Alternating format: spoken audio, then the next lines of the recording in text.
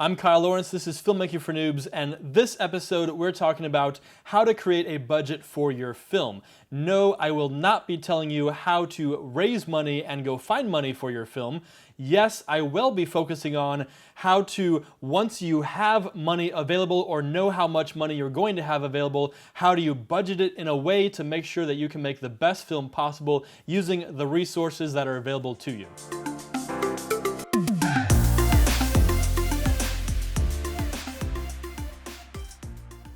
Every film needs a budget. This is where you sit down and you ask yourself, how much money do I actually have available to spend on this project? How much of my own money am I willing to put into this project? And or how much am I realistically able to raise for this project? Yes, there are lots of films being made for tens of millions of dollars, and yes, you might really believe that you can create, something that looks like it was made for $20 million by only spending $1 million. That's great. But realistically, if you have never made a film before, you most likely are never going to be able to raise $1 million for your first film. Yes, it has maybe happened once or twice. Maybe someone's rich uncle wanted to invest in them and support them, but usually it's not the norm. So you have to ask yourself, what do you have available to spend on this project, or what can you realistically raise? Do you have $100 available, $500, $1,000? Maybe you have $10,000 or $20,000 of your own money available that you're willing to invest and lose on this film. By asking and begging friends and family and complete strangers, and maybe a few of the complete strangers will give some money toward it because not very many strangers give you money for your films, maybe you can realistically raise how much? $5,000, $20,000, $50,000, maybe even $100,000. Do you have an investor lined up, ready to go, who's willing to invest $500,000 maybe? Regardless, it is very important to determine what is the amount that is actually realistically right here available to me, or that I could actually go out and raise. Do not set your expectations to some absurd amount. I'm going to go out and raise $4 million with a crowdfunding campaign when no one has ever seen my work or heard of me before, because that just doesn't happen. That is the type of story that is very rare, and you see it happen among people who already have an established fan base, or who have a lot of time and money ahead of time to put into the advertising campaign for running a crowdfunding campaign. It just doesn't happen for the normal filmmaker. So it is very important to really sit down and set a realistic expectation for, I have $10,000 right now that I can spend on this film. I can maybe most likely raise another $5,000 or $10,000 by asking friends and family. I have a rich uncle who might give me $40,000 to put toward this film. Whatever the case may be, it is important to figure that out ahead of time, sit down, put it on paper, and create your budget.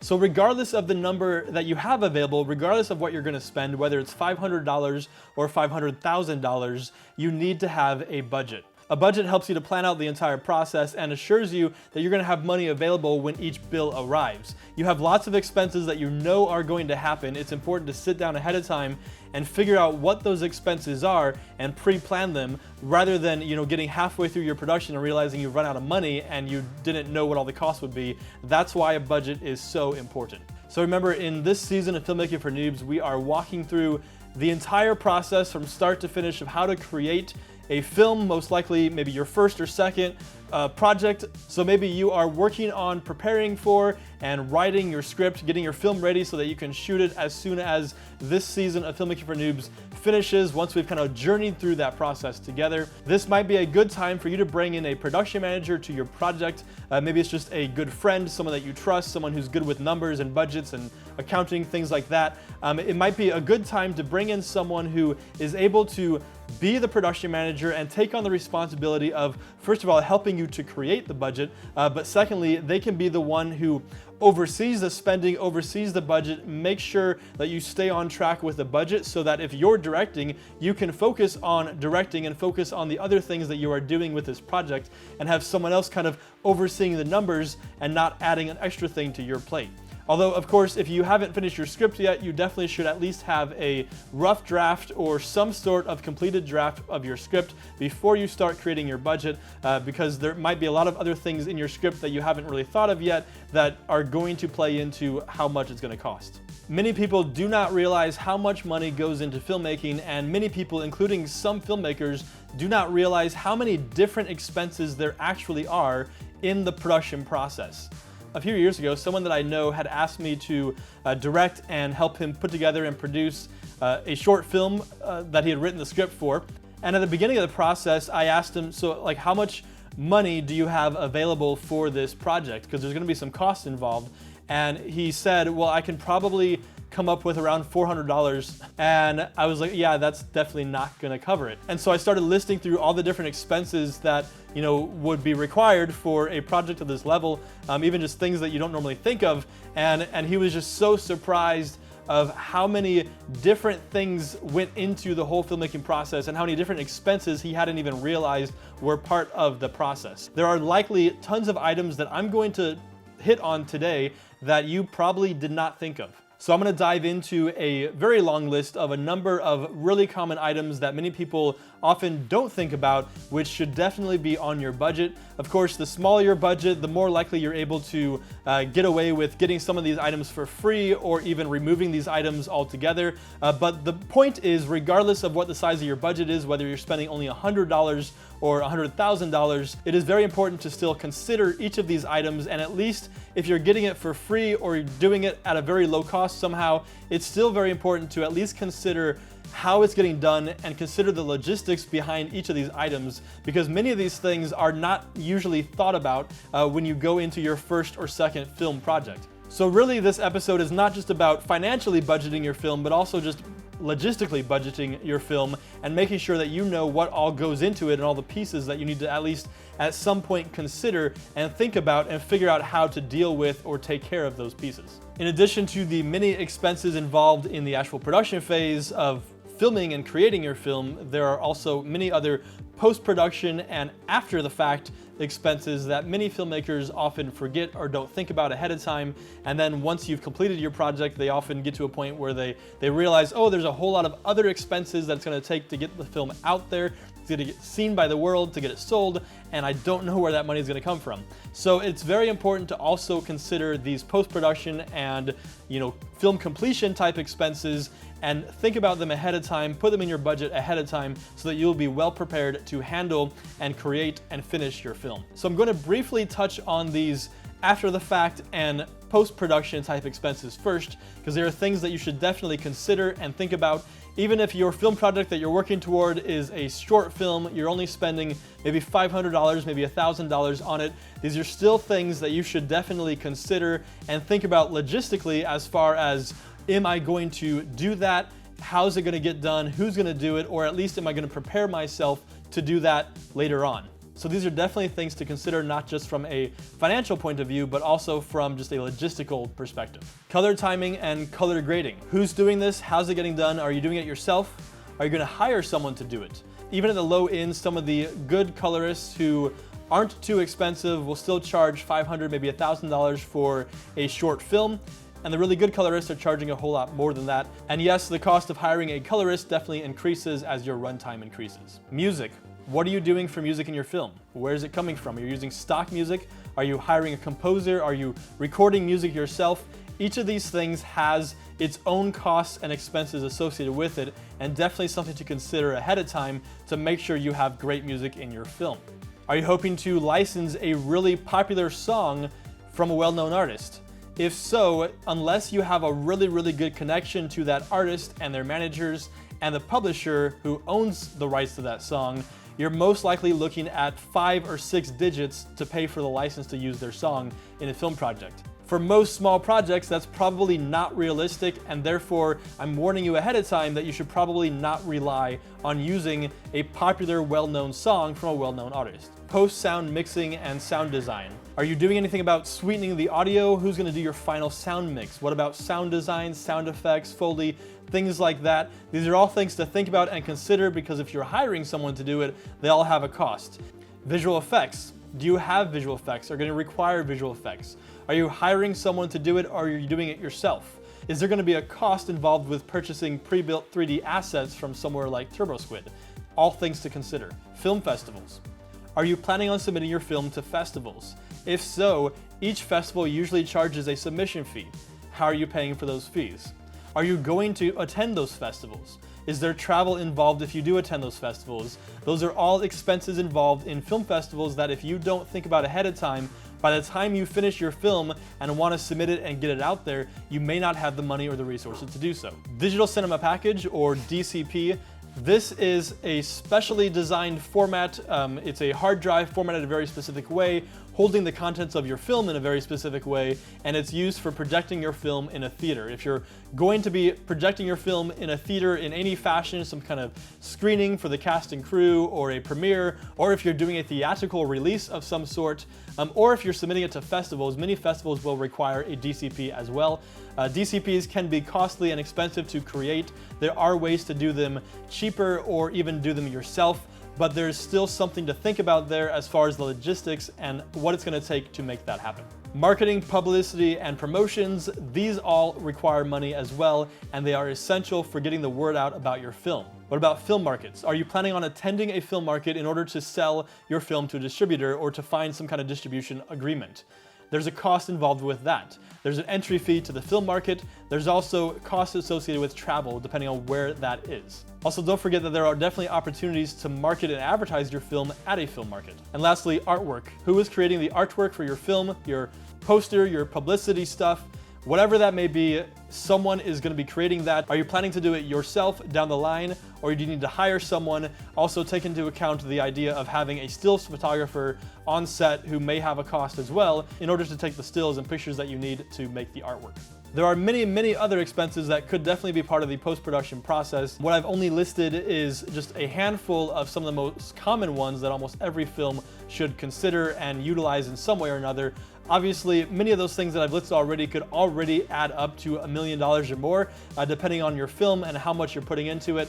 So obviously your budget is definitely a consideration, and you want to keep that in mind. You may be spending way less. Maybe you only spend $500 on all of those previous post-production expenses I've listed, but that's still something that you should definitely consider and budget and include in your budget that you're creating for the film. I've done some films where half the budget has been spent on those post-production related expenses, and I've also done other projects where we spend very little on those extra post-production expenses. Regardless, it's definitely part of the process. It's definitely something that should be budgeted ahead of time in order to help you make the best film possible and make sure that you don't run out of money after you've already shot your film. So now on to the actual production phase of shooting a film. There are many different expenses that go into filming your movie that many filmmakers often overlook or don't even realize are part of the process. I'm going to list quite a few of these expenses that you should definitely consider as part of your production process, but there are many other expenses as well. These are just many of the common ones. Craft services. Crafty is the snacks and drinks that are available throughout the day for your crew to, keep them happy and well-fed and energized. You can obviously spend tons of money on Crafty and keep your crew really happy, or you can find ways to do it really cheap and maybe not keep your crew quite as happy. That's definitely an important thing to factor into your budget and to consider.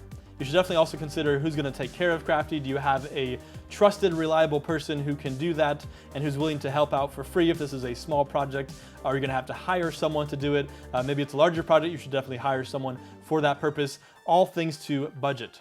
Also budget lunch. Most shows that you're watching on TV are not only providing lunch to their crew, they're also providing breakfast. However, in the really low budget indie world, we just kind of think about lunch, that's kind of our priority, and we don't really worry too much about breakfast, and everyone kind of knows that that's the expectation. But there's still a cost involved with lunch. Are you hiring a catering company? Are you going to ask someone that you know to provide food? Are you asking restaurants or businesses to sponsor you and provide that food? Where's the food coming from? Who's doing it? Is it just going to be mom in a kitchen making food for your entire cast and crew? All things to consider as far as logistics and budgets. Insurance. Yes, you should definitely have insurance for your film. No, it's not cheap, but yes, it is important. At the very least, you should consider having commercial general liability insurance as well as rented equipment coverage. This will protect you from liability if there's any sort of accident. It will also protect the equipment that you rent. Any rental house that you rent from is going to require insurance. Any jurisdiction offering you film permits is going to require insurance. most locations are going to require proof of insurance as well. If you do plan on doing multiple smaller projects over the next course of 12 months, then maybe it's worthwhile or even less expensive to look into purchasing an annual policy rather than a short-term policy. Film permits. There's a cost for film permits, and so if your area requires film permits, definitely find out what that cost is and plan for it in your budget. There are also other costs associated with film permits that are not included in the original film permit cost, such as using a street to park on, using a street for crew equipment or whatever else you may use a street for, running a generator, things like that. There are also many other ways that film offices make money off of films. So be sure to budget that in your budget. Parking is a thing to budget as well. If you have 30 or 40 people on your crew or more, you're definitely gonna have to find a way to park them all at each of your locations, and usually there's a cost associated with that. Don't forget about trucks and vans. If you have lots of gear, lots of equipment, you have to somehow move it from one location to another. This may require renting trucks or a truck or a van. Hard drives for your footage. Master drives, backups, transport drives. Regardless, you need lots of hard drives. Don't forget to budget your hard drives. Don't forget to budget consumables. Camera tape, batteries, AA's for sound, paper, staples, staplers, all those office supplies and things that we may not think about, they all add up in cost. Location supplies to protect your locations. Booties for feet when there's carpet, or cardboard to protect the walls, or renting floor mats in order to protect the floors from equipment and whatever else may go on. Those are all expenses to consider. Do you need to rent or even buy radios for your crew during the shoot days?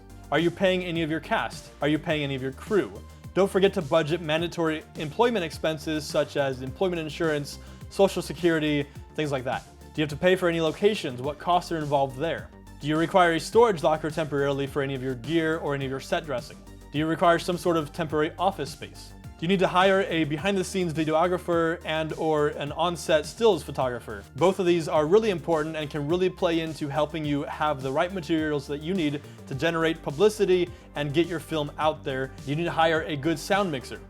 The answer is yes. Even if your entire crew is volunteer, find a way to hire a sound mixer because it'll be worth it. The list goes on, but also don't forget about equipment rentals, props, set dressing, wardrobe, makeup expenses and supplies, safety supplies including first aid kits and fire extinguishers, chairs for your cast, background actors, picture car rentals.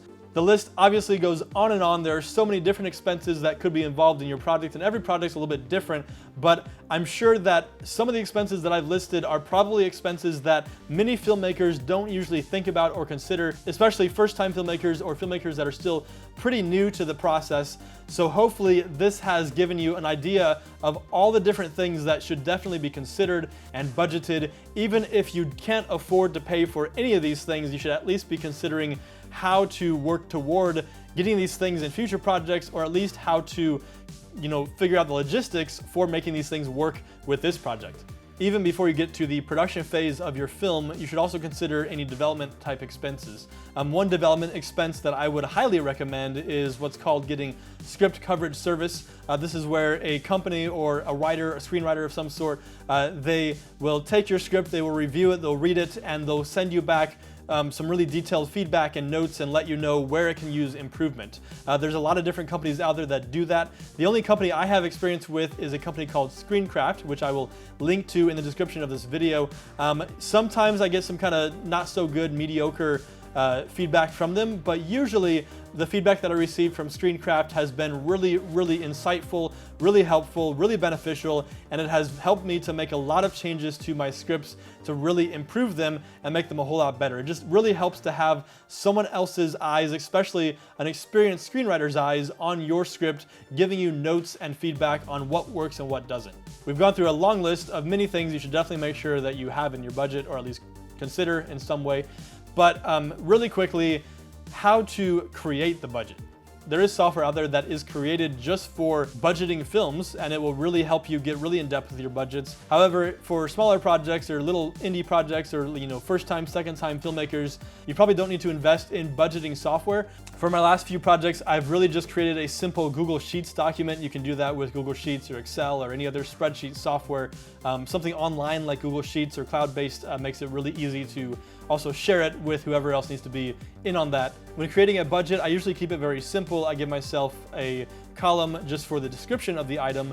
I give myself a column for the price of the item. I give myself a column for the quantity, and then a column for the total for that line item. Sometimes I give myself both a quantity column and a number of days column so that I can determine how many of these items I need as well as how many days I need to rent them for. I also try to group my expenses either by department or at least some sort of grouping that makes sense. Usually the budgets that I'm creating myself are for smaller projects of my own where it's only going to be me and a production manager and maybe one or two other people that are viewing the budget. So I don't have to worry too much about making it look really pretty and fancy as long as it does what it's supposed to do. If I'm going to be sending my budget to potential investors or executives or something like that, then I definitely work a bit harder and take a bit more time at making it look really nice and properly grouping everything the way it should be grouped. When you're working with budgets in film, you'll often hear the terms above the line and below the line. Above the line basically refers to anything that is directly impacting the creative process of the film. This is usually your cast, your director, your writers, things of that nature, whereas everything else, all of your other crew, all of your other expenses, those all fall in the below the line category. It's really just referring to a line in the budget where you've split the budget into this top portion is your above the line, everything else down here for the next 10 pages is below the line. Typically, the production manager and/or the line producer is the one who's compiling the budget, and they're doing so based on other budgets that they receive from each of the department heads budgeting for their specific department. However, in a really small project or a small indie project or a first-time filmmaker, it's probably just you or a couple other people making the budget on your own. So for my own projects, when I'm making the budget myself, once I have the budget all laid out and I've kind of gone through and massaged the numbers quite a bit and made it fit within what I have available to me, I'll then create a second sheet to track my expenses as they occur. When I'm tracking expenses, I link each expense to one of the existing line items, and I usually go back to my budget sheet and I add another column at the very end which has a running total of how much I've spent on that line item, as well as keeping tabs on how much is available to me. This has been really useful to me in the last few budgets that I've created for the last few projects that I've done, because it really gives me a really quick, at a glance, I know exactly how much is left available for this particular line item or this particular expense or department, whatever the case is, and it really helps me stay on track and stay within the confines of my budget. In a nutshell, this has been a really simplified summary of how to create a budget and a number of commonly missed expenses that you want to make sure that you think about and put in your budget, regardless of what you're spending on your first project or your next project, whether it's $500, $1,000 or $10,000, whatever the case may be. It's very important to have a budget and to think about those items, even if you aren't spending money on them. At least know that they exist and that there's some sort of logistical consideration to be had for those items. If you are following along with me as we go through this journey of creating a film from start to finish and exploring the entire filmmaking process, then I challenge you with a little bit of homework this week to go and start creating the first draft of your budget for your first or your next film that you're planning on doing once we have finished this season of Filmmaking for Noobs. Regardless, I hope that I've provided some insight for you into the world of budgeting for films. I hope that you've learned a few things from this, and I hope that you've realized maybe there's a few expenses that you didn't even think about or consider, and hopefully this will save you a lot of headache and heartache down the road, realizing that you didn't budget for something really important. Thanks for watching Filmmaking for Noobs. I'm Kyle Lawrence. Come back next Friday for more.